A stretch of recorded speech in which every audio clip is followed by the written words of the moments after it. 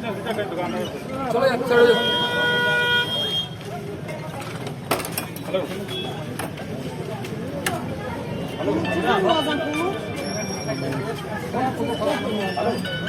Amanhã nós vamos dar o pão. Nós por fora, caçando.